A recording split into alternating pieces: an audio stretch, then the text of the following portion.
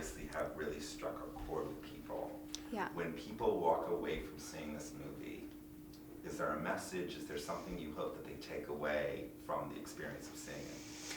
I just think the world would be a better place if there were more people like Charlie, who is so compassionate and empathetic and non-judgmental and accepting. And everyone has a story. People tend to judge and interpret behavior without going to the source of that behavior. Like, they say that every saint, has a past and every sinner has a future. And it's so true. You can't, I don't know, people can change and people make mistakes and people are human, and you kind of need to love them for that.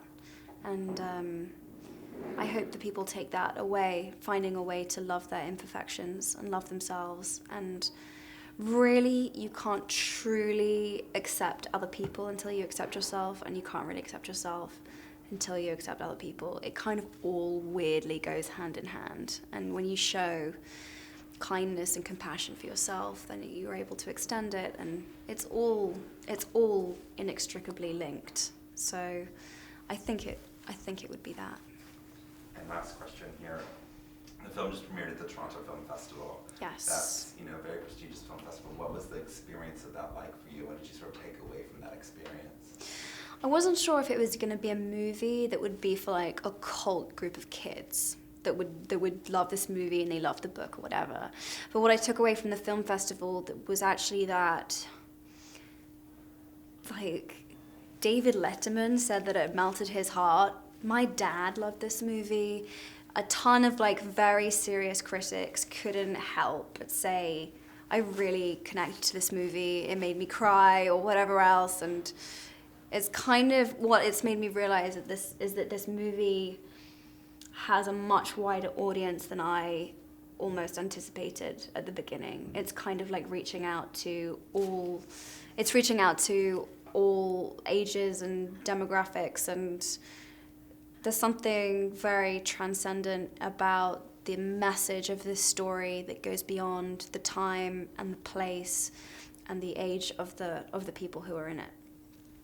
I think it's still very relevant today, and the high school experience in this Yeah, movie.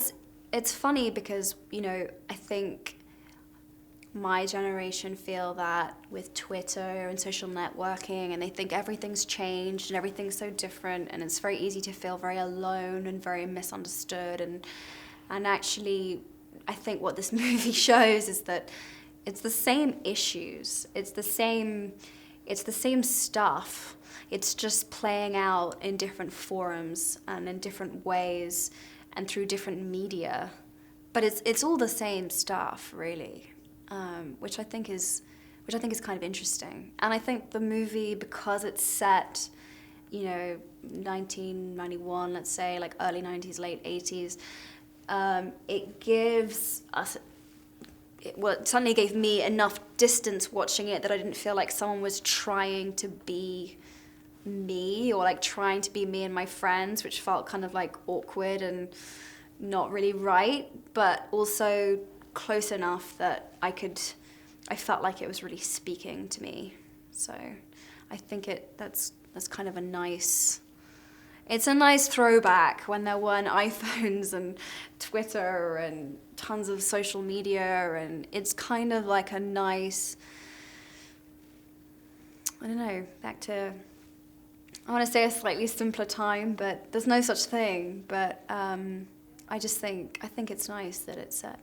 And it also introduces people to a whole new soundtrack for their lives. I mean, that's one of the things that I keep getting told about this movie is like, such great bands, such great music, and people are discovering the Smiths again, and David Bowie, and the Cocteau Twins, and it's really, I think there's going to be a renaissance of the music of that time, which is awesome.